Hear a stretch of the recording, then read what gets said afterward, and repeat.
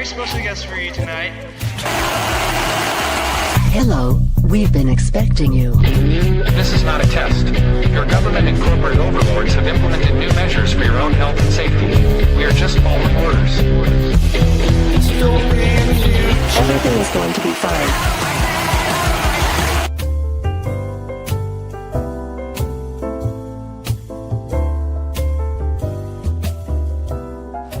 I'd like to introduce...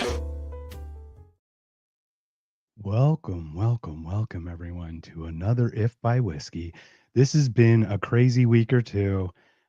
This is the tail end of this week, but I am super excited. The gentleman who has joined us, I'm going to introduce in 1 second, but if I may, brand new co-host Jake at Whiskey Smiles, Jason at Drop the Mask Pod. He just made the new intro. Jake's on board. Roman made the music for the intro with everything, and we got a brand new outro. I'm so excited. So everybody stick around at the end, but that's so great. So first of all, the gentleman who has joined me, his name is Shaka Mitchell, and he has TEDx's, and he's got charter schools, and he's got education, and it's crazy. I think he's a domestic terrorist, but that's a whole other thing. It's a whole other thing we'll get into. But Shaka, welcome to If by Whiskey. And there might be a point where Jake might be able to join us because he actually has kids in school, so it might be real important. But first, welcome. I have no idea how we got connected, so I would love for you to introduce yourself and just share like how the crossing of the ships happened. Yeah, thanks, man. Well, thanks for having me, and good to be here. I enjoy the new intro. Yeah, it feels That's very Jason. Gen X to Awesome. me, actually. Yeah, very. Yeah. It's also autistic. It's a little borderline, a little bit of everything. We got Okay. Well, yeah. So I think we got connected. I listen to a lot of pods, and I'm just always listening to new things. I listened to an interview that you did with Heyman, Adam Heyman. Is that right? with Adam. Yeah. Yep, Actually, just messaged him yesterday on X. Yeah. Yep. I listened to that. I'm just constantly listening to things, in part because I've got 3 kids and they are going in different directions all the time. And so I spend so much time in the car, and I thought, well, what am I going to do? And so I'm always listening, trying to find new things.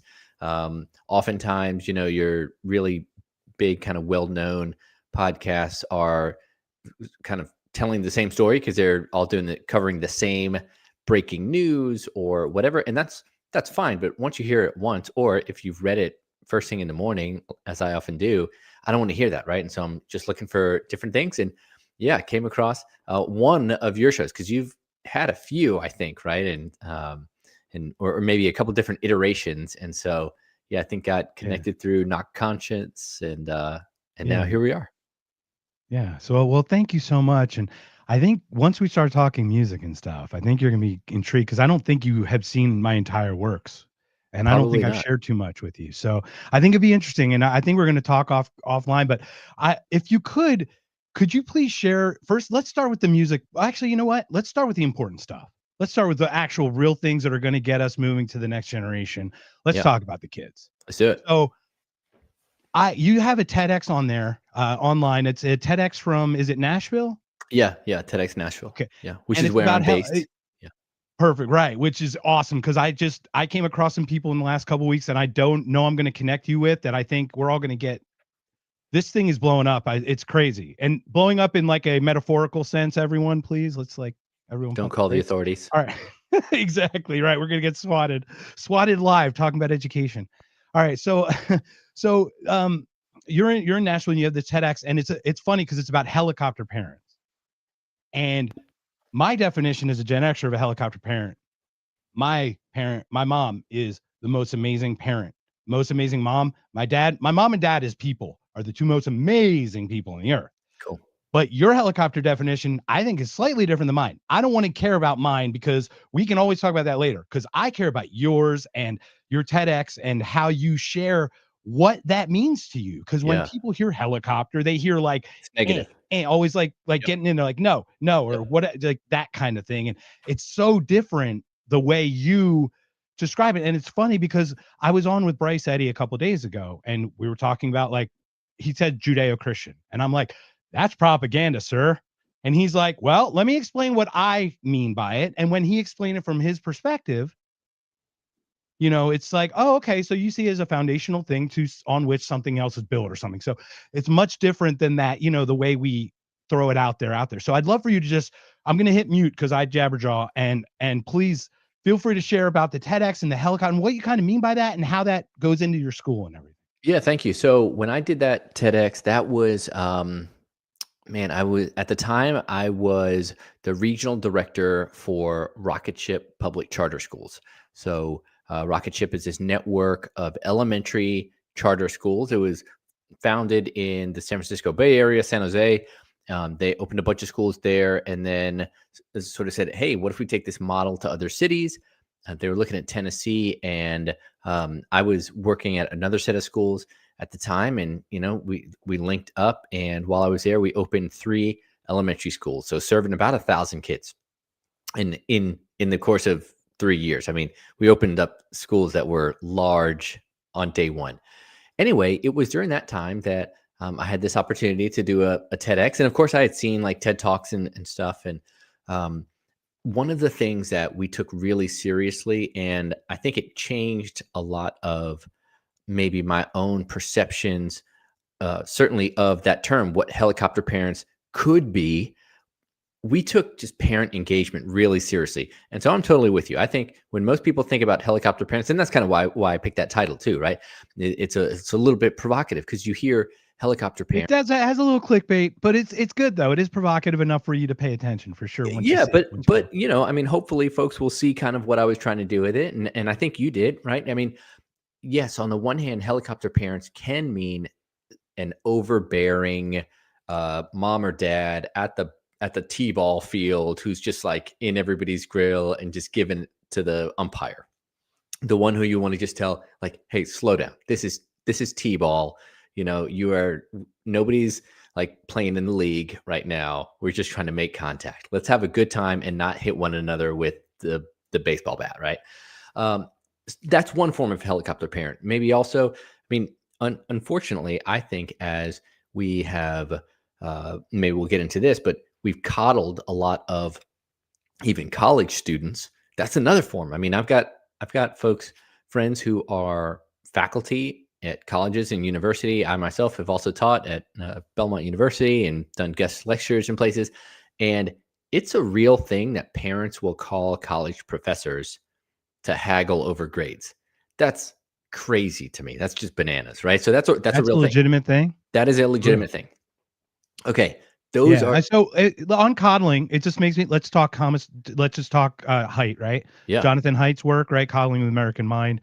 Basically in the coddling, I give you an example. It's funny. Do you watch football at all, sports or anything? Yeah. Okay. Remember the Cardinals played the Steelers.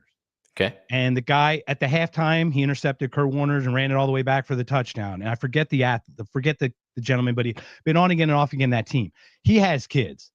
And one of the kids brought home like a participation trophy. And I remember this. The coach, and he's like, my kid wins or doesn't win. That's how this works. Like, because that's how life is, like, and I love that. And like, I totally get it. But it's like, to your point, the coddling we'll start with this because I love talking concepts. So the first thing that we weaponize against ourselves is children, women and children, right? We weaponize our compassion against ourselves to regulate, to make these laws that grow and overtake. And then the government becomes our parent versus our child in a way, right? So just a thought on that, if you could expound on kind of that thought of that. Yeah. Well, I mean, I think we do a lot of things when we start to kind of hold adults in this suspended like adolescence, right? We are effectively like taking agency from people because we're saying, hey, no, if I hold you to really low expectations, well, that's another way of saying you're going to have to be dependent on something else. And where do a lot of people turn? A lot of people turn to government, I think, because a lot of folks, government actors, politicians, what do they love to do? They love to make promises. Whether or not they can maintain those and keep those and execute with efficacy, that's for a later date. We'll figure that out later. And of course, we generally find out that they can't do that, not with fidelity. And so then you end up with a whole class of people who are dependent, and eventually despondent. And so, yeah, I mean, the coddling piece is brutal. And so, particularly when you talk about college students, but it starts much younger. And so, all to say, that was something that I think a lot of people recognize is happening when they see these helicopter parents kind of that would swirl around and not let their kids take ownership of their own lives. And obviously, we got to be parents. I mentioned I'm a parent. We're trying to protect our kids, of course. My eldest just got her learner's permit. Well, we don't just say, "Hey, here's the keys." Like, you do Good you. luck. Yeah, Good yeah, luck, man. yeah. And But congratulations. we don't just toss her the keys and say, "Go for it." Right? Of course, we're going to teach. Right. We're going to train. Whatever. But at some point, you have to say, "Hey, listen, you've got to be responsible." Right? I don't actually want the app that tracks you 24/7. I want you to make good decisions, and I want to tell you when your curfew is, and then you abide by it or you don't, and you suffer the consequences. And that is I think part of growing up. Okay, roundabout way of saying that's bad helicopter parenting. I sort of tried to turn that on its head a little bit, and I said, let's be honest. Maybe it's just because I think helicopters are cool, but I was kind of like, I think helicopter parents are kind of giving helicopters a bad name. Helicopters are pretty cool, actually. They can do a lot of really great things. What if we think about how helicopter parents can really lift our kids and thereby doing lift our school to sort of greater heights and greater productivity? And yeah, it was really fun to do that. And we saw it at that group of charter schools. I've seen it in schools that I visited around the country. When you engage parents and you give them agency, really great things can happen in a school building. Yeah, that's great. And just to be clear, my girlfriend, she's an amazing human being. She worked with communication delay, and she works in a suburb of Phoenix, which is, a little bit better. The suburbs we find a little bit better, obviously, than the city or these other areas. But she works communication delay, and that may go away at some point. And there's just this thing called resource, which is like a lower level. But you see the development, the way she works with them, and how the advancements that she's able to make because of the attention that certain children absolutely are required because they're lacking somewhere, right? Yeah. And I'm an end to ed guy. Like, I used to be a grade A neocon. We can talk about that whole, I've gone through all the iterations, but it's like, I'm taking a step back. It's like, I look at the people like yourself and like my girlfriend, like I said, these people who do these amazing things. And then she talks about it. She goes, the difference between that school, and she worked, I'll call it out, Alhambra School District in Phoenix, Arizona is like the trash of Arizona school. Okay. It's like the trash public school. It's like Phoenix. It's like really bad area. Okay. She's like, they pay them triple the amount of money and they don't get anything done. And she said, the difference is parent engagement. Mm-hmm. The parents are engaged in the school that I am in now, and they're hurt when I graduate a child out of the thing and they love me or something. Like, you see the parents so actually a part of that. And Yeah. this is the important thing. This is what we have to teach our culture. This is not just you and me talking here. This is like, be your children's parents, please. Be your children's parents. If you have children, if you choose that love them the way, just be there for them and be there with them. Because when you're not there, you're going to let some third party person who was coddled in their childhood and doesn't understand adulthood teach them. And I don't think that's the best way to do it. Yeah. And one of the things that I think is an important factor in that, because I really do believe that the vast majority, and I'm not even saying like majority 60%. I mean, I think it's 90+%. I think almost all parents want to do right by their kids, right? I mean, yeah. So I truly believe I want to be clear that like many times it's lack of opportunity. We've got people working 3-4 jobs. you know what I mean? Like I get that. I totally get that. You got various issues, right? I mean, okay, so there's whatever humanity's broken and parents want to do best by their kids. Okay, those two things can be held in tandem. But But I think we got to also be mindful of the incentives that exist. And so in public school districts, in a conventional public school, well, that is not something that most people chose, right? It's compulsory education. Why do you go to that school? You go to that school because of where you live. Your address says that that's the school you're going to go to. Well, how many things that you and I are forced to do are we really enthusiastic about doing, right? Not super enthusiastic about doing those things. Meanwhile, Especially with imaginary lines that you can't actually, there's yeah, not actually any way to measure that difference between stepping across the street and looking back and going, how is I don't that feel any different? different. Yeah, that's Yeah. exactly right. And so I think that has a lot to do with it because I think that many times you look at schools. I mean, when I was starting schools, we were starting schools in neighborhoods that desperately needed schools. And I can tell you that the school down the street, the conventional zone public school, they didn't have the kind of parent engagement that we did. Well, why? Because that wasn't a school of choice. People weren't like pumped about sending their kids there necessarily. They did it in many cases because they had no other option because it was a school of last resort. And nobody wants to be a school of last resort, even the folks who are working there, right? And so I knew a guy who was a public school superintendent, and he actually embraced choice because he sort of said, listen, I want all of our schools to be schools that people would choose. And then feel like really appreciative that, oh, wow, I get to go here for free. Awesome. But I think that compulsory piece kind of tamps down parent engagement because you're not excited to go there. And by the way, also, if you know that regardless of making complaints to the school, nothing's going to change, why would you keep going to parent meetings and whatnot? I just read this book. I promise I'm not like Hawking's book. See voting. Yeah, that's exactly right. I'm That's exactly right. I mean, yeah. So I just read this book. It's called Failure Factory. It's about Baltimore. Okay, Baltimore's a great example of that, where it's just literally the interstate is just the same. I'm from Philadelphia. Okay. So yeah. Right. All right. So here's outside once again. Here's one of these things. Why don't you tell me what grade? These are questions from a final exam. Okay. Final exam. You tell me what grade level you think these questions came from.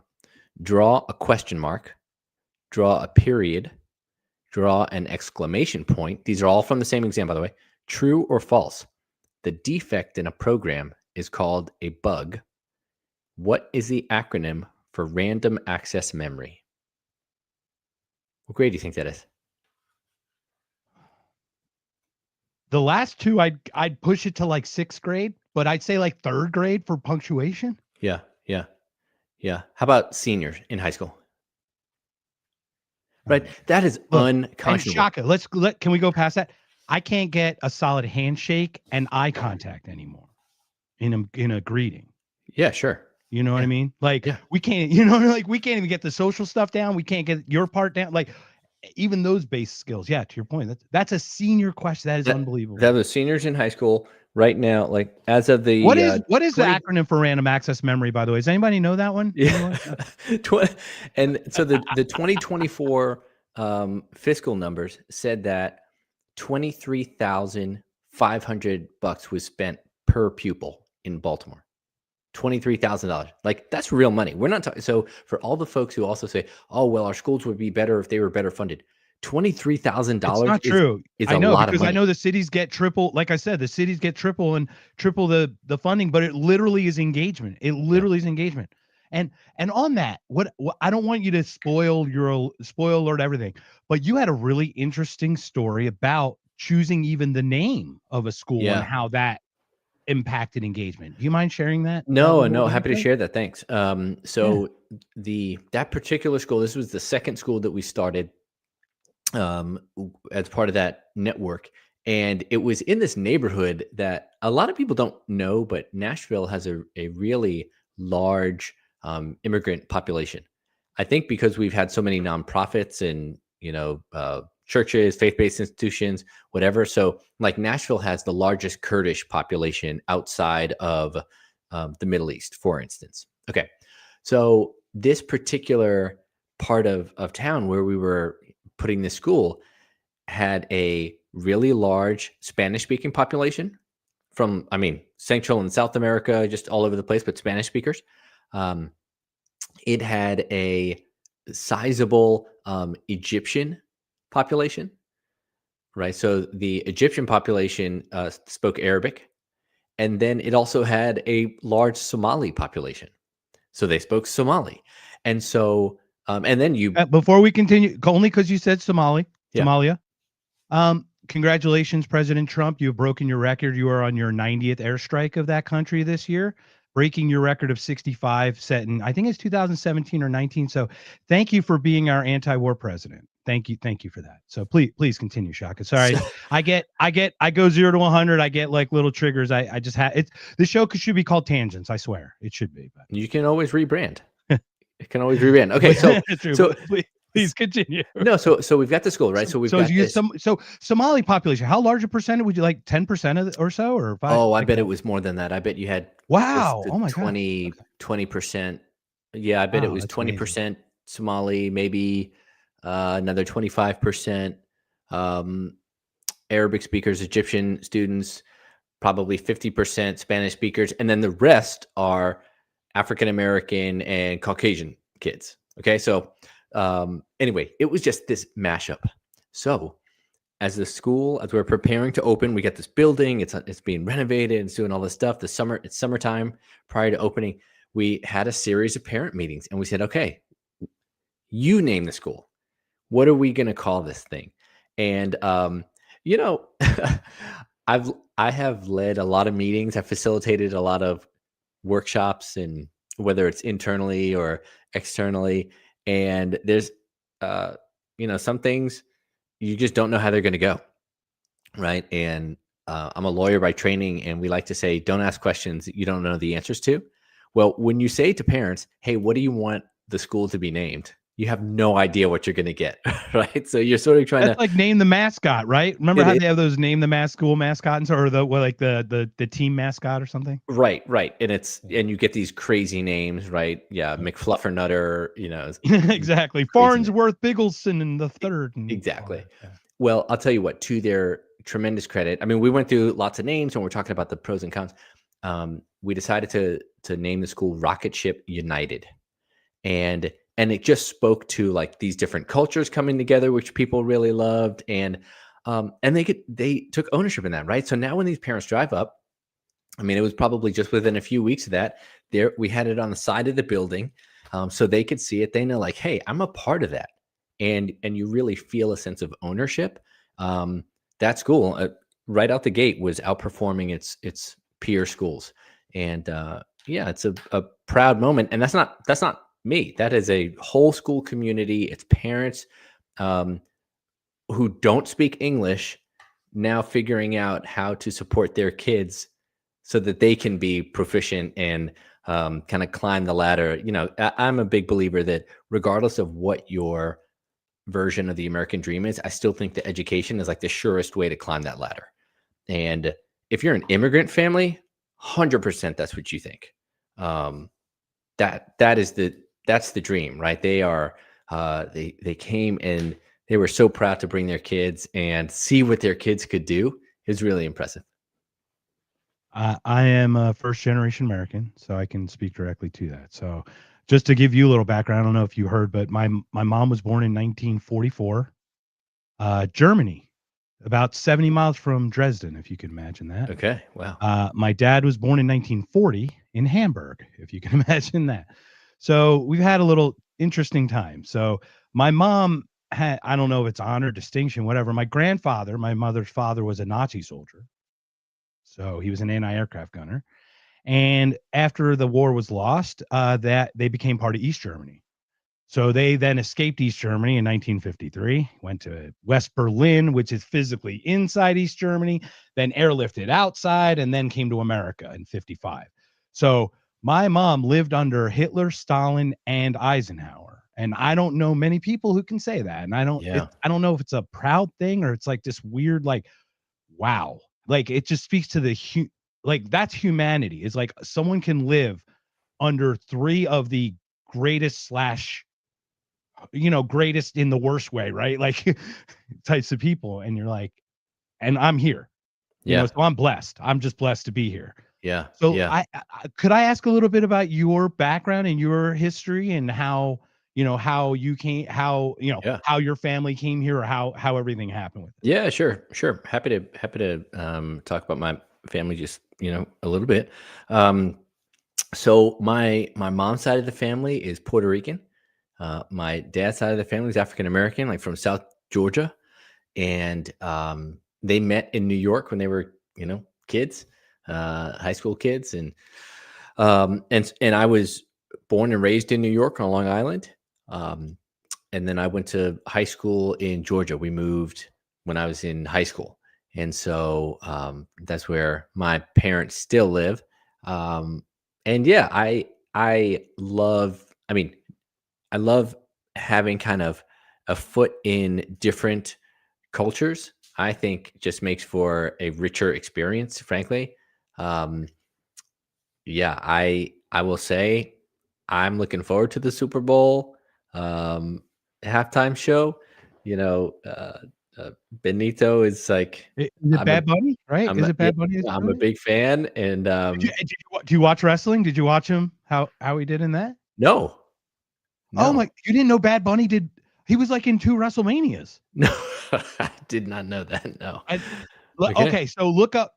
So you're gonna want to Google this or he's got whatever really web good search. timing, so I bet Yeah, he was pretty Damian Priest is the main good. wrestler guy, Okay, and then Bad Bunny. And no joke, okay, Bad Bunny put in the time. Like when you watch these guys, like you see some of these like actor guys, like remember like when Donald Trump did it back in the 80s, like you said you're a Gen Xer, right? When he like knocked out Vince McMahon or yeah, yeah, when, yeah, when whatever Mark Cuban pinned something, whatever, all these stupid things. Uh Bad Bunny like literally was like doing stuff off the top rope, and he's like 150 pounds soaking wet. It's yeah, amazing. Yeah, yeah. it's Okay, amazing. So I definitely recommend. He probably had like maybe 4 matches. I mean, like legit matches. Yeah. no kidding. And once again, not as real. Obviously, I'm just saying the chances of Sure. getting hurt are real. Let's not kid ourselves. The chances of getting hurt are real. And you know Yeah. what? I So mean, in and some ways, kayfabe's beautiful. We're watching it all day in politics, right? I'm like, I love, to me, it says, hey, maybe he doesn't take himself too seriously either, which I think That too. He which I really really did have appreciate. fun with it. Yeah. Yeah, and Yeah. I think so too. And you know what? This is silly, man. If people or they being the NFL, whatever. Now I have other issues in the NFL. What is Kareem Hunt doing carrying a football for Kansas City? What is Joe Mixon doing carrying a football for Cincinnati? Those are two of my questions. So consider we have video of them breaking people's faces and women, by the way. And you know what? I'm fine. Look, I believe in redemption, but you don't get to play the game anymore. That's just my call. So if you look up Jamal Hunt, he's the one kicking the girl on the ground, going, "Hey, you still down there while I beat the crap out of you?" And Joe Mixon, the one in Oklahoma, where he knocks the woman out she slaps him and he punches her, breaks her orbital bone at a fast food place. You can watch that video. It's disgusting. That's where I have issue right now. It's like I'm finding a corruption of the institutions that I used to love, Shaka. Mm. So education is part of that, right? 70, let's just go with board education. I know I don't want to pick too badly, but the Department of Education starts 79. Let's go to the Chicago Union, right? The union, I would hope that it's your assessment, right? That the union has bastardized and destroyed the fabric of what education is for your children Yeah. Well, I mean, I don't know if you in saw, some ways, right? I don't know if you saw some of the news this week.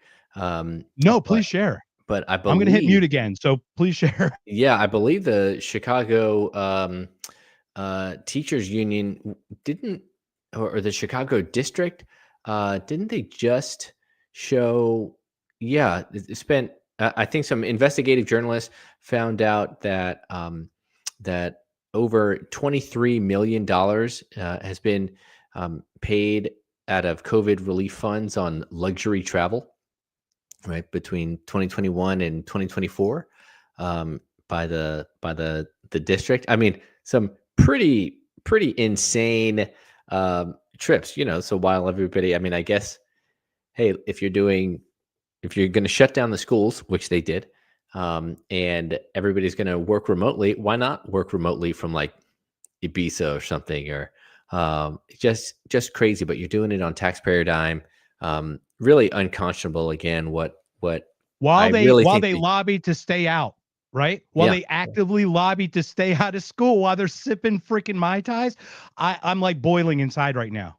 Like Yeah. I'm boiling inside. So please Well, continue. and unfortunately, the Chicago Teachers Union has had a grip on the mayor's office for a long time, and so very hard to get reform. To see reform in that city, which desperately needs it. I love Chicago, by the way. I think it's a fantastic city. It's not very far. We've taken our family up there on, I forget now if it was fall break or spring break, but it's really close. I think it's a fantastic city. Um, where would I send my kids to school if I lived there? I have no idea. I'll tell you where I wouldn't. I would not send them to the public school system, because unfortunately, I think there's just rot all the way through.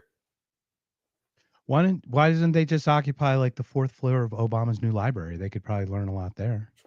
Well, I don't think the Obama kids went to those schools. I know that. Oh, I doubt that. Yeah. I doubt that. Yeah. Yeah. I know when they were in DC, they went to some pretty nice private schools, and alongside, to the school's credit, alongside kids who received vouchers to also attend those schools. So great for the schools, but let's extend that opportunity to even more kids. Yeah, I love it. So when you reach out to me, once again, completely unbeknownst, I had no idea who you were. Shaka Mitchell. I'm looking, I see education, I see Shaka Mitchell. I start thinking Jordan Lamont Green, and I start thinking Van Jones. No, that's where I go, right? Let's see. Everyone who's prominent, who's propped up, right, from is like an educator, speaks in that way. So I put on your TED Talk because I'm like, I know nothing, but I have horrible biases. Yeah, doing some research. Yep. As we all research. Hell, I don't know anything, Shaka. I know nothing. So I put, and like the way you speak so beautifully and eloquently, and from what I've experienced is when I come across people in education, in a general sense, if I may, I sense like a victimhood and all this stuff, and you come from empowerment. Like I feel it through the talks. I mean, it's only through the few that I've watched, but like you bring the empowerment out. You don't push it from I've been, people have been pushing back. No, it's just been, this is what we can do. Like, this is what's possible or something. Man, thank you. We can do. Yeah. Thanks for saying that. So I don't know if you can like expand on that, maybe how you have that view, and is it from the family, from your mom, your dad, like all these types of things? I'd love to just hear a little bit about that. Yeah, well, I really appreciate that. I mean, credit to my mom especially. I sometimes joke that because my mom it just barely cracked 5 feet tall, I did not have the genetic composition that was going to send me to the league. I was not playing ball of any sort.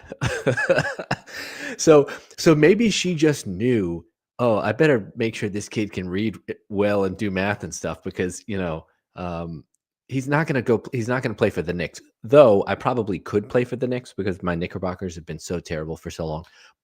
They've been bad for a while, but they've been bad for a long time. Haven't been that great either. Yeah. But the point being, it really was something that that she stressed. I mean, where I grew up on Long Island, abysmal public schools, just unsafe. There's actually a thing, this calculator, and your audience might find it really interesting. It's called the Opportunity Insights. The Opportunity Insights calculator. This guy, Raj Chetty, put it together, and it's for our generation. It's basically says, if you were a kid born within a span of 10 years, and I fall within that, so I'm 79, born at 79. I'm not 79 years old. I'm like, what? Okay, thank you. I know. I've got really good cream. Yeah, no. So I'm like, Okay. you're my age. I thought you were gonna be my age, and I already was in trouble. And then you're like, I'm 79, and I was like, oh boy. Yeah. So, okay. So, anyway, Opportunity Insights. The cool thing is you can put in like your zip code. So, you really get a kick out of this. You could put in your zip code where you grew up in Philadelphia area, right? And you can tinker with all of these different, kind of filters and sliders and stuff. And this is based, by the way, off of like millions of data points from census data, economic data. I mean, it's really robust. It's very thorough. You can do that, and you can see, all right, Mark, for somebody with your demographics from that zip code, what percentage of those boys went to prison? What percentage went to college? What are the income breakdowns at once they became income earners? So like basically projecting out 40 years because they have so much census data. So it's tracked that way. Super cool information. You do that for where I grew up, and I mean, it's miserable. It's just, it'll make you cry because you look at this and you go, how does anybody make it out? Right. And I just hear the story, and it does, and we talk, pull up the bootstraps, and it's like, yeah, correct. Sweat equity work does equal results. That is correct. Also, Yeah. some people are literally on the back end of the power curve, the bottom end of it, and they're just paddling. Totally. know? And so if you're in one of those places, I mean, that book that I mentioned, Failure Factory, it's about Baltimore. I mean, Baltimore is one of those cities, right? You had entire high schools. This is recent data. Entire high schools where 0 children are proficient in math. Entire high schools. That's crazy. So anyway, so I went to, I was in a school district in Hempstead that was anything but positive. And so my mom, my abuela, her mom, with her help, sent me to Catholic school. And this wasn't don't think like Georgetown. Think it's just a diocesan school. The kids I went to We school actually with, I was in a public school, and we shared with Catholic school, like they would drop them off, and yeah. we shared school buses. Yeah. Yeah. So And yeah, that's interesting. it's just not a wealthy thing. I think some people think private schools and they automatically think, oh, some kind of boarding school situation. Right. And they Absolutely hear not. Catholic school and they think religion. And it's like, well, yes, and you're right. Like there's like, okay, Correct. sure, it has religion, but it's really there's a structure to it, and it's like the best way to get away from the other part. It's like at least it's a next step or something. And what's interesting, let's talk Baltimore in location, shall we? The closest city to Washington, D.C. is Baltimore. Yeah. We have people across the Potomac with $3,000 suits eating sushi for lunch every 2 minutes. You know what I mean? Shoving it in their faces, paying off people to the tunes of millions of dollars, hundreds of millions, billions and trillions. And we got the city closest to it that possibly could be represent the city that it's next to is just a trash dumpster. Like not it isn't one, it's treated as one, and because is become one because of that, not because of the people, because that's how they treated it, right? You've probably seen the Wire. Probably watched this I series. have seen parts of it, but I never watched it like whole. I know Okay. it's something I probably get sucked into. Like I would watch that, like I would binge it if Well, I so the Wire, great piece of work there. That's a hard series. That's not like a feel good program. Reading this book, which is factual, right? It's based off of investigative journalists. It's based off court documents and FOIA requests. This book is so bad, it makes The Wire seem like something that was put out by the Chamber of Commerce. I mean, it's just abysmal. So, I smile, but only out of like, because I'd cry if I didn't. I know. So one of the things that I learned from a really young age, just to kind of close the loop, is that my family figured out a way to get me, my sister, to Catholic school. Right? My family, we didn't have a ton of money. Steady jobs. I worked for the post office. Both my mom and dad. So steady jobs, but not crazy wealthy, right? They're not wealthy by any stretch. And so families will make it happen. They will sacrifice. They will do the things they need. They will not go on trips on the weekends or vacations. They will stretch out the pair of sneakers a little bit longer, right? Parents will drive 30 extra minutes for the school that works for their kids. And I learned that at a young age. And I think that just kind of like stuck with me. So I didn't think I would get into education work, but I really do think it's so meaningful. And then you got to start asking the question like, well, why is this only accessible for people with money? Why is it only accessible for people who can either come out of pocket or and pay for tuition, or come out of pocket and pay for U-Haul and drive somewhere else to another neighborhood, right? And that's in some ways, like that's the most common form of school choice is real estate. And I would just say that's not good let's enough. not kid ourselves. There's some, I know, like we had a thing called, I'm in Bucks County. So I'm like the biggest county or second biggest in Pennsylvania, from that area. But like the central Bucks County, like thing was like a huge football factory. So they would literally move people into that, into those zip codes so they could, like, for example, now that's what it should obviously be for the education part of it, but obviously you can see how it's done for other Yeah, things. there's a lot of other And then things. you're Yeah. just saying, why don't we just do it for the brain instead of the brawn, right? Like in that kind of way. Yeah, and make it accessible, right? I mean, because at the end of the day, like, yeah, we love our Friday night, Saturday, Sunday football, whatever. But and I don't want to get into a conversation and kind of go down the rabbit hole of like, well, the market says that quarterbacks are really worth a lot, and we obviously pay them a lot. Okay, fine.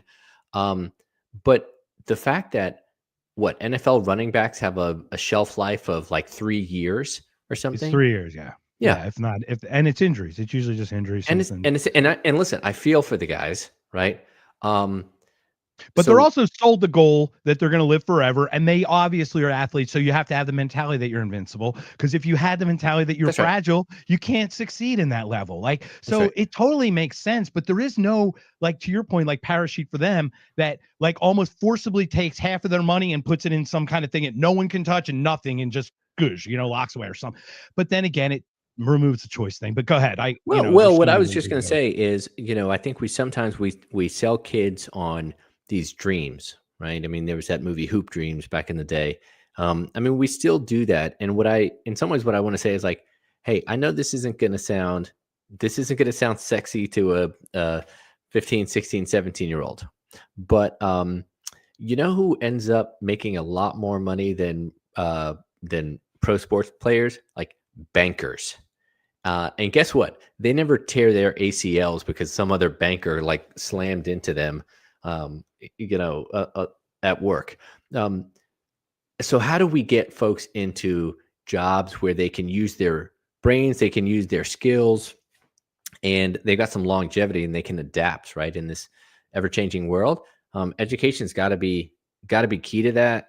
And so I think you're seeing a lot of momentum around the country. Obviously, COVID had a lot to do with that. Technology has a lot to do with that. But I think just the frustration. I mean, you get more stories like this coming out of Chicago, and you're like, do not tell me that you don't have enough money. Meanwhile, half the district central office is out at like the casinos. And meanwhile, half of the Ukrainian leadership says, hold my beer. Yeah. While they're driving around in Lamborghinis and Ferraris and wearing their Gucci suits. So yeah, let's continue the war. Let's continue your people dying so you can give us more billions in dollars. Like, this is ridiculous. Like this, we have so crested. You want to talk about behind the power curve, right? The back end of it. We're probably there. But to that end, what's funny too, education, let's expound a little bit on education. When we think that, everyone thinks like books and reading and arithmetic.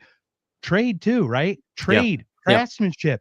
There's an education that has been lost. You and I took woodworking, metal class, shop. Remember shop or whatever? You had to put on the goggles and put on the gloves so you couldn't, all that stuff. We got to play with a bandsaw and a jigsaw. And you're like, you said they can't even draw an exclamation point as a senior, and you were going to figure out what a bandsaw is? Well, you know what I mean? Like, it speaks to the fact that one, we never quite know when we're going to need to utilize what we've learned, right? So, I mean, think about the stuff that you learned in high school. So this summer I had I don't know why I decided to do this project, and it was like quite possibly the hottest week of the summer, which was exactly the wrong time to do this, but we needed a new one. You have humidity too? Yeah. Oh yeah. Lots of Okay. humidity. I'm in Arizona, so like we're good to like 105. Yeah. When we hit 110, it's like 105 to 110 is not good, and then 110 is like convection, and 115 is just like you're just in a like this world tornado. But we don't sweat like. But you don't, you don't have the humidity. But I will say it It's is literally hot. the dry heat. I mean, No, but your humidity. But the thing is, with Yeah. your pores and stuff, humidity's worse. We were just in Austin. I'll share that. We're going to talk music a little bit. Yeah, so. the humidity is no joke. So I'm out there anyway. All to say, I decided that that it was high time that the Mitchell family had a new chicken coop. We have chickens, and our chicken coop, was in disrepair. So it's go time. Need to do this, and I'm kind of, I want to be like a measure twice, cut once guy, and so so what did I do? I'm looking for plans, but I knew that the plans that I had didn't exactly work for our backyard, whatever. So I'm writing down on this pad, and lo and behold, I actually found geometry to be useful because I'm making like an A-frame chicken coop, and I needed to figure out, all right, how much lumber do I need to go to the store and buy? Okay, so on the one hand, no, if anybody would have said, Shaka, you're going to need to know this geometry because at some point you're going to build a chicken coop, 35 years later, I would have said you're out of your mind. On the other hand, I'm really glad that I had the skills to do it. And by the way, I wasn't building this in Minecraft, right? I was building it in the real world. So I also needed some skills. You mean the simulation, right? Yeah, that's right. In the real world. I'm only kidding. We'll simulation. talk. I know. We're just kidding. I'm just kidding. Yeah. I'm just kidding. Go ahead. But you're right. But you're building it you're building it, actually making it happen. You're the maker, not just the idea. Exactly. And so I sometimes think that we get a little bit too caught up. We talk about like college and career. Like college, our kids going to be college ready? Are they going to be career ready, workforce ready, or even military ready? College and career, like those two things should be married. Like if you go to college, you should have a career. You're not just going in perpetuity. And again, we don't know when we're going to need to draw from one side or the other. But what that tells me is we've got to have a variety of educational approaches so that kids can get some exposure, right? Find some things that maybe do pique their interest, that say, you know what, if I have to, I will suffer through, like some kids are going to suffer through shop class so that they can go to math.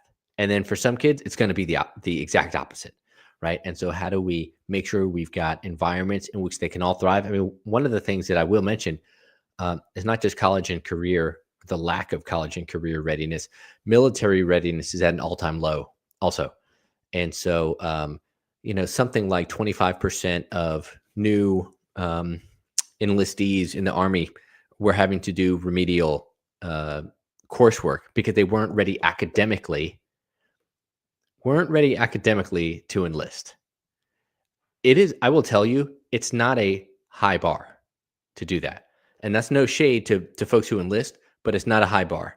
Yeah. They used to have an IQ test for it. I think it was if you 87 or 83. Anything below that number, they didn't even know if you could point the gun in the right direction. You're like, even if you lift and carry things from point A to point B. So I'm not saying that that's correct. I'm saying that that's what the military set, I think, in World War II. Yeah. And now there's where the IQ test was. Yeah. And so there's another test that, because I actually. ASVAB. The ASVAB? Yeah, the ASVAB. Yeah, that's exactly right. I took it. I took it too. Go ahead, share it. Oh, go ahead, share it. And do you have a military story, or did you enlist, or? No, I didn't. You just took it. But okay. I took it. Share your ASVAB story, please, because it's very important. Because go ahead. Yeah, I mean, it's a range of different things, right? I mean, there's some questions on there that are about like, what are the cycles of a 4-stroke engine? Okay, and then there's also things that are requiring you to do some like mathematical computation. But the number you need to sort of pass to enlist is not crazy high. We're not asking you to go to Princeton. And so the fact that we've now got, this trouble recruiting because kids just aren't ready. They're leaving high school not ready, which is that's a pretty sorry state of affairs. Yeah. So do you remember your score at all? I got one wrong. In the 90s. Yeah, so you had okay. So I don't know if you remember exactly how they scored, but basically the ASVAB Yeah. score you get is a percentile of compared to everybody else who's taken it. Okay. Okay. Yeah, Okay, I remember so it said like, basically "Oh, you're you like a should." 99, They're basically. like, Yeah, "You so should you're in the basically think 99th about doing percentile. this." Yeah. Yeah, exactly. So Yeah. basically, this is how it works. So I was in the high 90s as well. So like they were like, "Oh, you can do intelligent. You can do anything you want." Yeah, they're And trying to I was send a you to little officer chubby. school probably, right? Yeah. Yeah, exactly. I went to Embry-Riddle Aeronautical University, so I was doing I was going to do National Guard. Okay. So I went through the whole 3-hour thing, enlisted. I'm a 5 years your senior. So I was 16 during the Kuwait invasion. So I was ready to kill brown people from the sand area because that's what my government told me blew up building. And, Yeah. all that stuff too. Anyway, but even before that, when Saddam was a baddie in Kuwait and all that, whatever. Anyway, so I enlisted. I get to the last doctor, and I had a bad car accident at 13. So my leg was 3/4 of an inch shorter than the other, and it was slightly bow leg. And I did the duck walk, did the whole thing. Boom, the guy stamped me. And I will admit, as a patriotic American growing up from, like I said, where my parents came, and I understand, like, I am so proud to be an American. I'm so glad that I have the freedom to criticize it to make it better.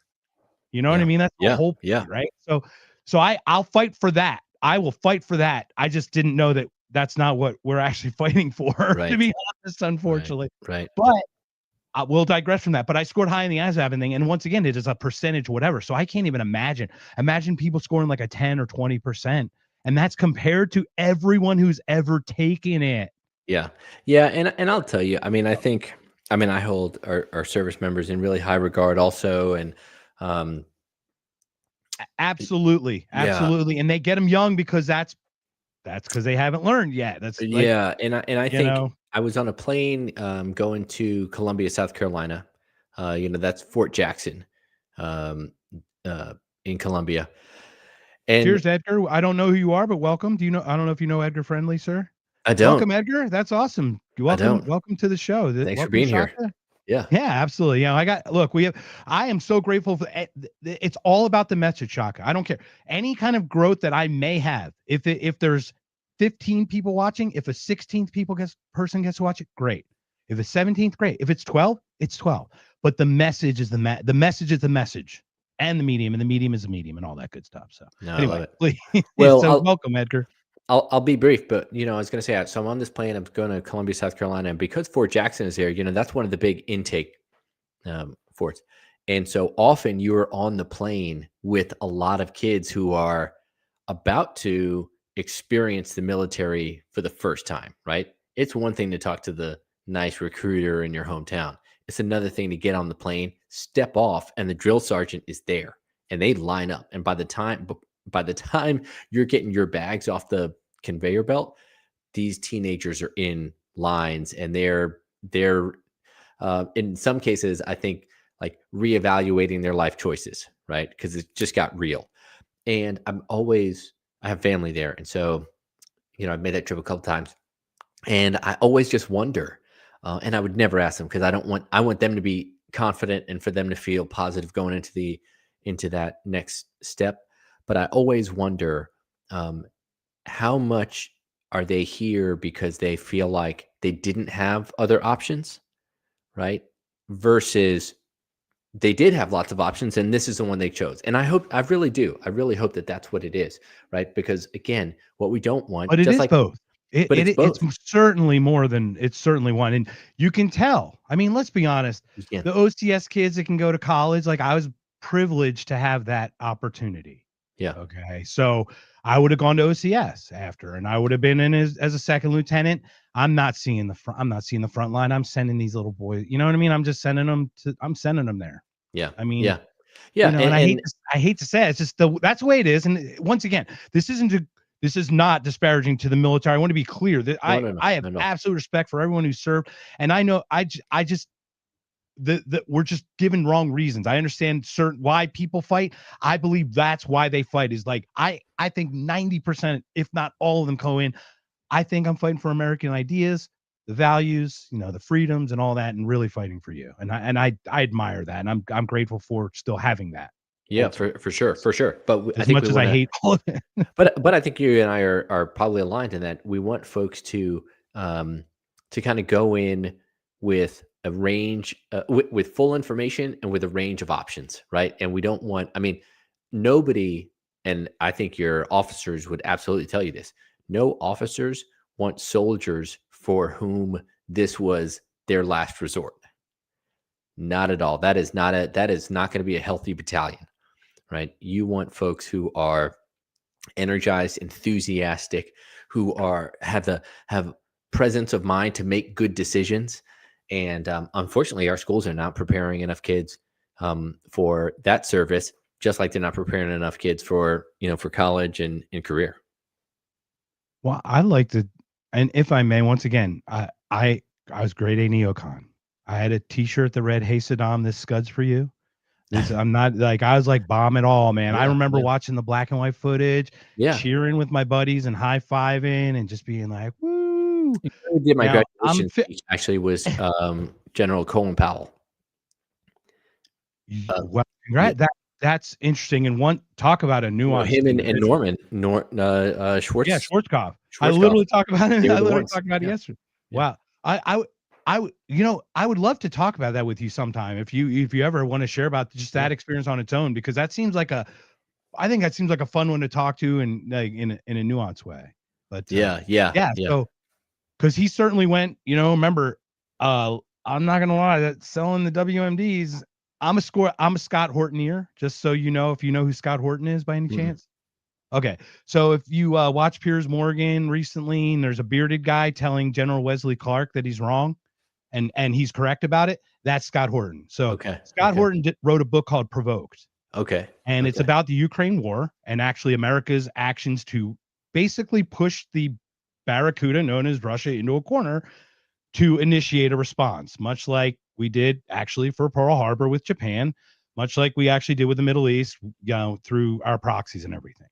He also writes enough already about the wars in the Middle East and the terrorism and all that stuff. So Mm. I would definitely recommend Scott Horton to anyone out there who does not know who Scott Horton is. But if you know who Dave Smith is, they're like best friends. Okay, So if okay. you've seen Dave Smith around recently, there's a whole Nick Fuentes, Tucker Carlson, Dave Smith overlap, Venn diagram, Hmm.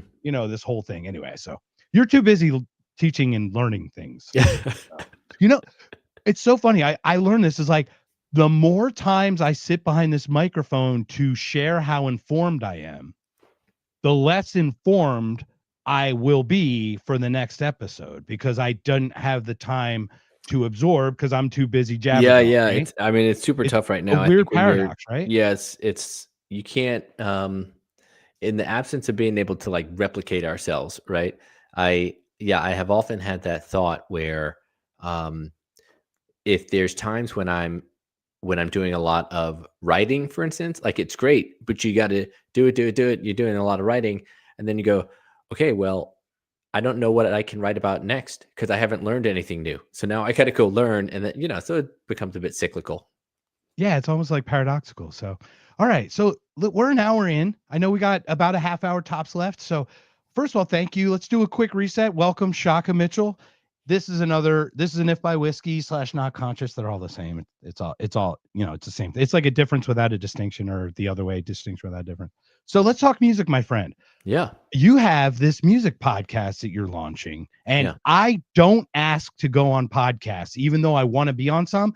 I may or may not ask you to possibly beg to be on this, but please tell us about your podcast. Tell us yeah. about this cool music podcast. Yeah, thanks. So this is the passion project that kind of was born um, out of COVID a little bit, and then also just the environment that we found ourselves in terms of civil discourse. So I mean, I don't have to remind people really, but COVID hit, and like many people, I was just feeling that loss of connection, and so started getting together with a couple guys, some friends, and we would go over to a buddy's house. We'd sit in the driveway at first. We're like, appropriately distanced and whatnot. And he would set up his sound system, and we'd send around a couple categories beforehand, and everybody would have to bring a song that went along with each category. And so, for instance, a song might be like one time it was a song that I hate. Another song was it might be, for instance, if you could play another instrument, who would you sound like? What would it sound like? Right. Or might be, what's the song that would play if you were walking into the batter's box, like your walk-up song, right? Things like this. Some of them were more musical than not. And it was always a really good time. And so what we'd listen to the song, and then whoever picked it would talk a little bit about like why they picked that song. And so on the one hand, like you're getting this playlist, but really what you're learning about is like, these are guys that I had known for years, and I was learning new things about them. Things that continue to stick with me. Like if I hear one of those songs, I can recall that, right? Because music is really, really sticky.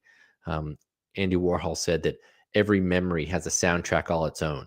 And I have found that to be true. There's some songs that immediately take me back. I just heard a guy, oh man, a Tiny Desk, I Am a Song. Oh, He wrote I Am a Song. And that song is literally about, to your point, is like, you know, you hear sound of the wind through like, you know, the sound of the wind through the wheat field, or sound of this, and you know, all those yeah, things. yeah. I mean, I think this is what one of the things that music can do. I think it can do a lot of powerful things. But anyway, so that's happening simultaneously. I mean, as you know, our ability, I'm saying like the broader community, American society, like our ability to have civil discourse is just eroding, right? I mean, people stop going home for Thanksgiving because they don't even want to talk to their family about political things. People are. I'm going to afraid argue talk we about could things at thank work. 2008 and when Occupy Wall Street was corrupted by identity on all Mhm. sides, like not a specific identity, but all identities attacked all at the same time, because that's how they divided us. Just FYI, because we started pointing the turrets in the correct direction. Not that I'm not a socialist, democratic, anything. I am a conservative, free, liberty person, leave me the F alone guy. But the turrets had finally started turning in the correct direction when they just decided to like just drop a little bomb right in there. Well, Okay. I mean, you know, certainly since then, certainly in the past 10 years, 5 years, And social 2 media has weeks, exacerbated it and for social sure. media is absolutely Social Dilemma is a exacerbated. great, documentary to watch with Tristan Harris and everything. No, totally right about that. So anyway, so I'm seeing these two things like move in tandem, right? On the one hand, I'm doing this fun thing and connecting with my friends. On the other hand, I'm seeing just the erosion of social cohesion.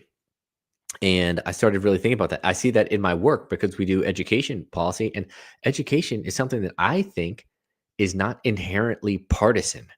And so, but boy, One I've had plus some one people get in equals my two, face. regardless if Hitler, Stalin, Mao, you or I say it, right? Does 1 + 1 = 2, regardless of the ideology of the person? I'm Well, pretty it's sure. supposed to. It's supposed to. Okay. Yeah. Fun story. I literally was talking about that. Someone was talking about how great Abraham Lincoln was. Now, as a person who likes the Mises Institute, well, I got to give these shout outs because it's all about education. There's a gentleman named Thomas DiLorenzo, a good friend of mine, Joel Ellenwood. They would argue that Lincoln actually led the beginning of certain acts that were later codified by like Wilson and FDR and stuff. So it's like he allowed the door to be open for those things. So there's a lot of arguments to be made. One or the many different ways. There's a lot of contradictions. Everyone's nuanced, right? We all know we're flawed humans. We're both good and bad. But the person goes, well, I don't really take the opinion of a self-proclaimed neo-Confederate or something. And I'm like, okay, well, so the validity matters because of the validity of facts matter because ideology. Like, help me understand that. Like help me get deeper. But to your point, this is a friend who literally the first response was, I'm shutting you down already. And you're like, we haven't even started talking. I Right. literally just offered Right. the thing, right? Right. Well, and I think we're also all prone to use our various heuristics to jump to conclusions very quickly, right? I mean, you and I, we already talked about some of this. I sent you an email and you're like, I don't know, let's look this guy up. And you looked me up and, using your eyes, you kind of go, Absolute assumptions. I bet I know Nope. some things. And the answer was, I maybe knew you do. absolutely nothing. Maybe you didn't. Maybe you didn't. Completely. Right? Nope. Yeah. I admit this is the whole point. the beauty about this is I'm a flawed human being just like everyone else, man. So I'm gonna tell you and be transparent right off the bat, because what good is hiding my flaw till it builds to the point where it ruptures a trust? Yeah. Yeah. Like, That's a great way you to know, put it. that's what we do. We sweep everything under that rug, man, and that rug just builds a bump. And when you trip over it, it's no longer able to be Mm. pushed away. I mean, Yeah. let's look at Epstein and all, like even JFK file. I mean, we can go through myriad examples of these things where just like this doesn't seem right. So I want to be absolutely transparent. And that's why I want to admit these things, because I make assumptions just like that. And one of the beautiful things I didn't do is I'm a very solo, like, island person. I'm on an island because you could kind of put me libertarians, yes and no, but anarchists, whatever you want to label. I'm not a label guy that much, but I got to stay out of groups because I have enough biases. I don't need tribalism on top of it. Right. So like it right. actually, to my detriment, socially in a lot of ways, Yeah. it allows me to at least remove one extra level of biases Yeah. out of that equation, because Yeah. that's a real powerful one in my opinion as well. Yeah. Well, what I found is that, as I was kind of exploring these two things, I thought, man, I wonder if I was more intentional about what I've been doing with my buddies with the music, I think we could actually work on this other broader problem. And so started doing this thing called Come Together Music. Now it's the Come Together Music Project, because we officially incorporated as a nonprofit 501c3 this year. So I've done some podcasts Congratulations. with it. Thanks. Done some live events too. And so here's the way it works. So usually I get two people, two guests. Sometimes they know each other, sometimes they don't. And Sometimes they're famous football players. sometimes they're famous football players. That's right. Yeah. Sometimes I just did one in September, October, out in Arizona with an Arizona Supreme Court justice. That's why you gave me a funny look when I mentioned Cincinnati Bengal. Oh, I saw your face. Like, I'm a poker player, so I saw your tell, like, because I said Joe Mixon. It wasn't the other gentleman. I don't want to spoil the gentleman on yours. I want everyone to find out for themselves. But I love the gentleman you have on. It's awesome. It's so cool. yeah. Well, super cool to get to do that. And anyway, so we get people on, and what we're trying to do is show how music can be used to deepen existing relationships, create new ones, and build bridges. And the way we do it is very similar to what I was doing with my buddies. I might ask you a question. I might say, hey, Mark, what's a song that reminds you of being 16? And so we ask 3 or 4 questions. You tell us a song. We listen to some of it. You tell us a little bit about why. And every time we do this, every single time, what people are doing is they are finding common ground, because one, we're actually like sitting together and just talking and listening for longer than we do online, right? Nobody's, sort of just posting anonymously. We're sharing a little bit of ourselves, because we're sort of saying, like, it's a little bit vulnerable to kind of open up the kimono a little bit and say, hey, here's something that, here's a song that reminds me of one of my parents, because maybe I don't have a great relationship with them, but I can still think of a song. So it's a little bit vulnerable. And I've been really fortunate to have some tremendous conversations with people around the country, and I think it's going to continue to grow. We've got some events coming up in 2026. Actually, we're going to do them. We're going to partner with TEDx Nashville to do a series of events here in town, live events. That's so cool. You should come to Freedom Fest in Vegas, July 8th through the 11th. Oh yeah, we could put one on there. Freedomfest.com. We could put one on there. We'll be there. It'll be my 3rd year in a row. I've got the crazy story for that. But so the come together, it's so cool. So first of all, right off the bat, I'm going to tell you my song, Fat Bottom Girls by Queen. And I can tell you the story behind it. 16 is that we used to do flea markets all the time. Okay. And I remember where are you? Where are you? You're in Philadelphia? I'm in Philadelphia, Okay. Suburbs of Philadelphia. I'm driving, and it's my car, but it's my dad's hand-me-down. It is I'll tell you what, it's a Datsun. Oh Let me yeah. just put it, it's a Datsun from Yeah. it's an old Datsun that he had, and then my brother got, and then I got. So Love it. for all the youth out there, that's what used to be a Nissan. Yeah. Yeah, the Nissan. It was well before a Nissan. Yeah. It was the Datsun. Yes, very much a Datsun. And I remember because, like, I was a techno kid. So I took that dashboard apart 800 times and put 42 radios in it and different, boom boxes and all, speakers and everything. So we had a tape deck and whatever. And I remember going through a flea market, and there was this smudged white tape, and it was Queen's Greatest Hits. And it had like grease on it, like almost like some mechanic had it the whole time. It was 25 cents. And I'm like, all right, pop it in. And it's like the one that's from UK without like, they cut out different ones when they came to America. But this is like the original one from like 80 something. And I got it in 90, you know? So like, it was so cool. And I just remember that. So Fat Bottom Girls has like the best harmonies of it's a good harmony song. That's all. It's not because of like the meaning of it.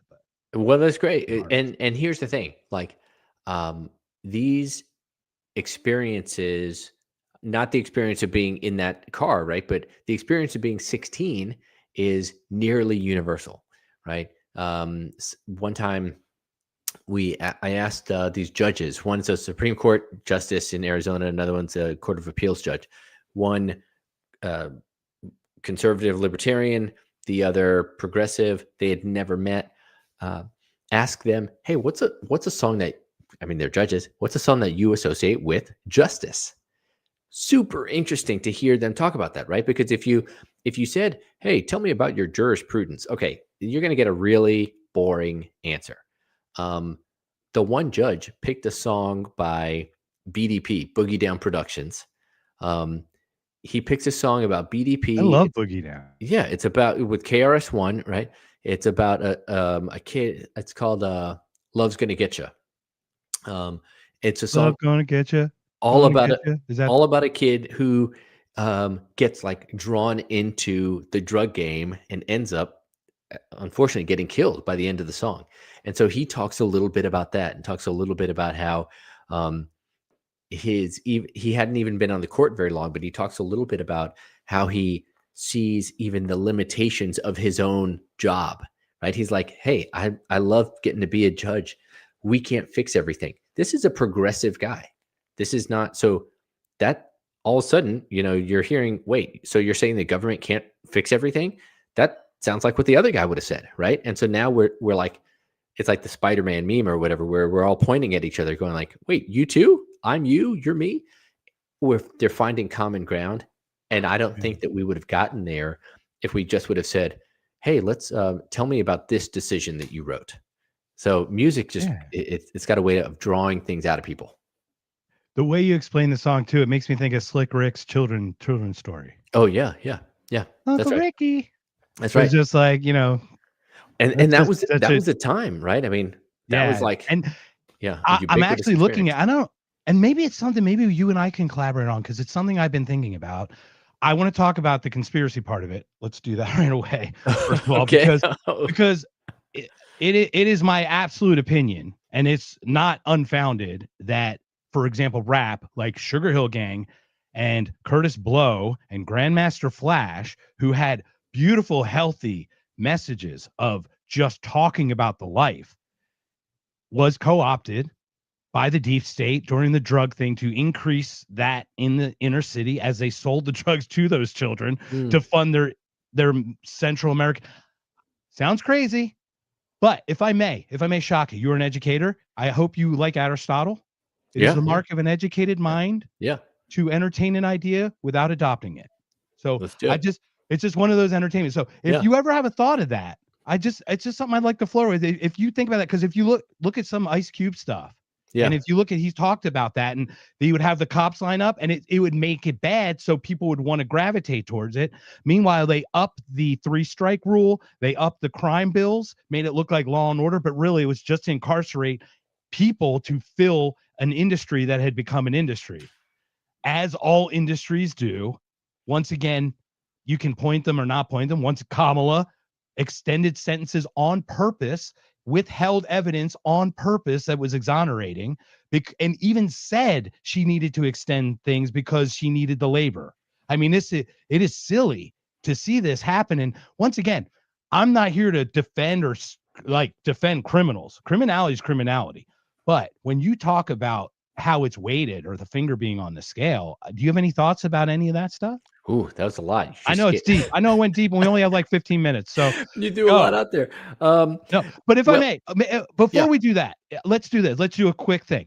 I really watched your Finding Harmony Across Faith, season 2, episode 4. I just watched that one. You Oh just yeah. did that one like 2 weeks ago, right? Yeah, with Okay. JT Penna from Muslims for Muslims, and yeah, Matt Hawkins from IRS Secretariat. Yeah, is a Yes, Southern sir. Baptist guy and a Muslim guy in there. Yeah, coming together. Yeah, very cool. If I may, the thing that made me think of, was it Washington, D.C.? Was that the first Yeah. thing? Henry Rollins' Liar. Just watch Oh, that one. that's a good one. I was listening to it and it literally popped into my head, Henry Rollins. And then there was an article 4 days ago. He actually said something about Trump doesn't understand the power that he's wielding. Like literally, it's like, whoa, it's like so cool. So that was my first one. Second one, something about friend, right? Something about, Yeah, I was remember, talking about a best friend. Yeah, there's a song by a gentleman named Ben Rector, yeah, yeah. I Old believe he's Friend, in Nashville. Old Friends. Just Okay, look up Old Friends. And literally, I sent that link to my best friend that I met at 6 years old. Like, no very joke. cool. He, in the song, it's like, and from my memory, dial his house phone. So he texted me back my Yeah, home phone number. yeah. And That's I great. texted him back his old one. You know what I mean? That's Because remember great. the landline with the corded phone, Of and course, of you know, course. we barely could get maybe a cordless if we were really lucky, Yeah. maybe late before they went wired. Privacy was stretching it Cell out phone. like down the So, hall and around the corner and trying to, yeah. so those are the two I wanted to offer you That's as great. just options. But yeah, so Well, go ahead one of the and things that please. one of the things that I really hope to do, and we'll see when. Well, I guess you're streaming this live, but Yeah. one of the things I hope to actually put out over the weekend, because we're coming up on Thanksgiving, and as I mentioned, people have a hard time now around the Thanksgiving table. So, Come Together Music Project, we're going to put out just a quick PDF for like how you could do this around the table at Thanksgiving, right? Like, how about this year? What's a How song that about makes you think thankful? What makes you thankful? What song? exactly, Yeah, that's exactly, beautiful. and like you can do that. It's cross It better not be generational. Mariah Carey's "All I Want for Christmas Is You." It's like there's Well, some band songs somebody's like gonna, "Cool in the somebody's gonna Gang pick it. Celebration," "Off Limits," Somebody's gonna "We pick Are it. Family," "Out." No, sorry. There's just some we just can't have. Shaka, I'm sorry. I'm not a censorship guy, but I was gonna say, for man, for the safety of your children and kid and your wife and children, your women and children, do not play those songs. for a free speech guy, man, you're coming down hard. You know, I you're know I'm coming down hard, bringing down coming that down hard. hammer. No. But I truly do think I this is love it. something that like families do this on Thanksgiving, on that Thursday, instead of like waiting for, Uncle so and so to say something like wildly problematic, or, so that everybody leaves angry. Why don't you leave after you just sat around the table and talked about a song that puts you in a good mood? I did an interview with somebody recently, and he was saying, "Hey, what do you think? Do you think that there's like like what's one of the powers of music that you talk about?" And I said, "Well, not only do I think music can remind us of things, I said if it can really alter our mood, also, right?" I said, so for instance, you'll I think appreciate this reference, but I said if I want to be like in a great mood when I pick my kids up, when I'm sitting in traffic to go pick my kids up from school, I do not play More Human Than Human by White Zombie. Not a good idea. That song is not meant to like Right.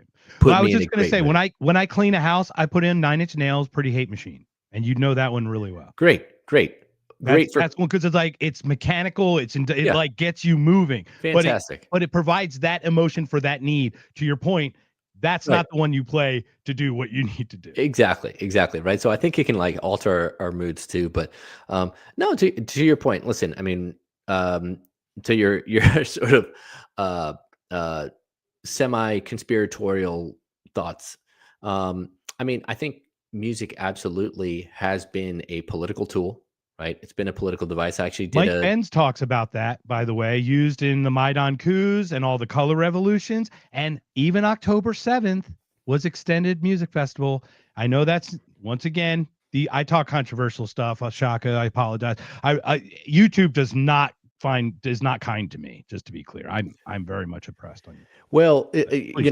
all to say though, um, I had a great conversation with some women who run this blog or the Substack called "We Made This Political," and we talked about one of the songs that I had them pick was a protest song. And so we talked about that, right? Because music has been used that way to express things that sometimes are like overtly subversive and sometimes are just like under the surface subversive as well. And that's another thing that I really appreciate about people expressing themselves that way, because it helps people coalesce. I mean, that's a huge part of the African American music history and culture, even from the days of being enslaved, was using songs as a way to communicate messages back and forth in ways that were not going to get sort of discovered. So it was really subversive, and that is political speech, man.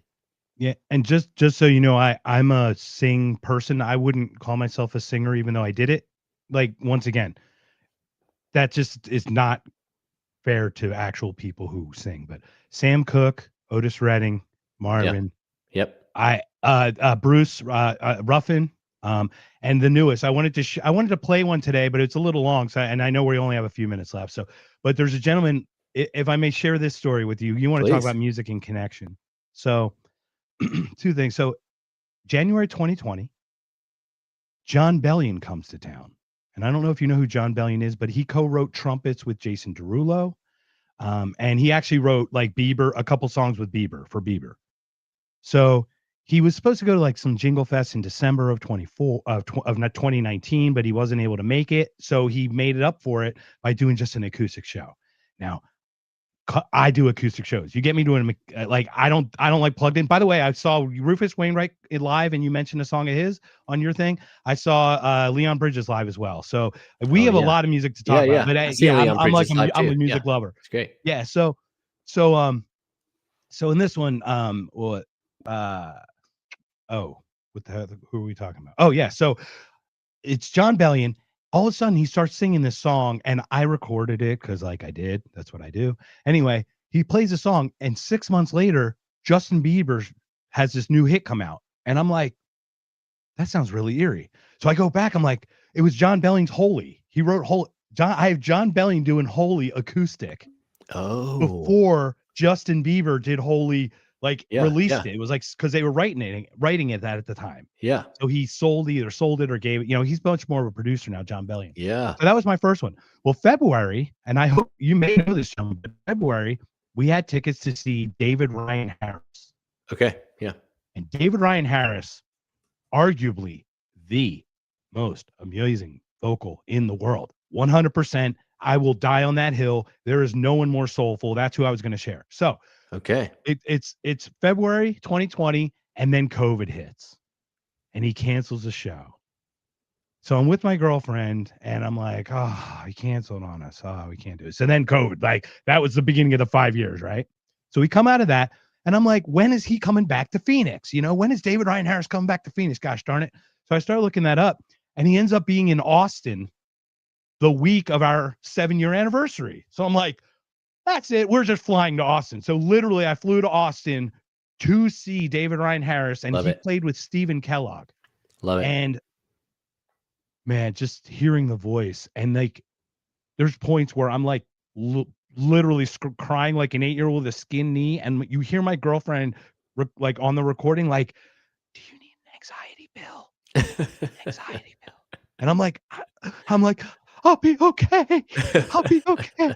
Because music just moves so much, It really does. I love that. We have a few more minutes. Like I said, I'm so respectful of your time. You need to go. So please, sir, shut it down for us. Close it down for us. Share anything you like, and any other final thoughts before we call it. I know we'll talk in the future. Yeah, we'll thank definitely. You again for joining today. No, thank you for having me on. We'll definitely, continue to link up. I mean, thanks for letting me share both about education, about music. To me, if there's like a through line, what I think about is I spent so much time and continue to spend so much time in education, thinking about how kids can be better prepared for the world. I think that this music project is thinking a little bit about how the world can be better prepared to welcome our kids, right? Because we're in such a place now where folks can't sit in conversation, and part of that is, I think, the academic discipline of being able to sit and wrestle with ideas that are not our own and just evaluate them sober minded and say, all right, we disagree, but that doesn't mean we have to dehumanize one another. So there's an education component there, but I really do think that music can help us get to that point where we go, you know what, that person, maybe they're not so bad. They actually, now I see, yeah, you were 16 once too, turns out, right? I mean, I heard from somebody who I know I disagree with politically talk about heartbreak and what it was like to have a relationship that went totally bad. And you kind of go like, oh man, I feel that with you, because many of us have experienced something that was like that, right? So when we can find some commonality, I think we're going to be better for it. And if those fibers are stronger, then we're just less prone to be pulled apart, whether it's by performative politics, whether it's by, other like, social media forces and trolls, whatever. Like, yeah. So we got to come together. I like it. And what I like to do is, if you notice, like, I like to go back because I like to see where you start and where you may have split off to see where we may have differed. And then that usually has a why. Oh, well, this experience happened to me. Oh, yeah. You may be 43 degrees, 26 degrees away. And I think that is a total of 68 degrees or 69. And see, I don't even remember now. See, that's how mad we are with math now. I was going to say, but you're 6'7". You're doing it for the kids. Yeah. Yeah. It's, oh my gosh. My girlfriend just told me about 6'7". She goes, they just say it now. It doesn't even mean anything. They just say anything. it. Yeah. They just say 6'7". I'm like, whoa. Yeah. I'm getting an anxiety pill. No, just kidding. That was a callback, right? It was a little comedy callback. No, but Shaka, thank you so much. Please give us your ways to contact you, all that information before we call it a day. And thank you for joining Not Conscious. Everybody who's on, just join, subscribe. We're good people. We love ideas. We just met a new friend. We're good. So absolutely. Thank you again. Well, no, thanks for having me on. Yeah, folks want to link up. I mean, you can check out, I've got a Substack. It is cleverly named Shaka's Substack. So, there's not much to it. I don't know how you're going to find that. Yeah, I don't know how you're going to find that. Shaka's Substack. So you can find that there. You can also go to search for Come Together Music Project. Come Together Music. It's on, your various platforms, YouTube, Spotify, iTunes, whatever, and you can check that stuff out. And so on the Substack, I'm writing about music, but I'm writing about education, and that's just kind of like the warehouse. Awesome. Well, thank you again for joining, everyone. This has been another If by Whiskey, I think. Yeah, If by Conscious, Knocked Whiskey. But Shaka, again, thank you again. We're gonna say goodbye. We've got the greatest outro. See the new outro. It was, oh my gosh, it's literally this cool. I can't explain what it is. I'll have Jason on sometime to explain it. But we're gonna play this thing, my friend. We're gonna crank it up. Thanks for having a drink with us, sir. Thanks for having a whiskey with us. But it's been a great time, and I'll get you connected with other people to spread your message, because I have a lot of people that are do homeschooling and other things that would just at least lean towards your school choice more than what they're experiencing in their local area. So thanks again, everybody. It's been another If by Whiskey. Check out the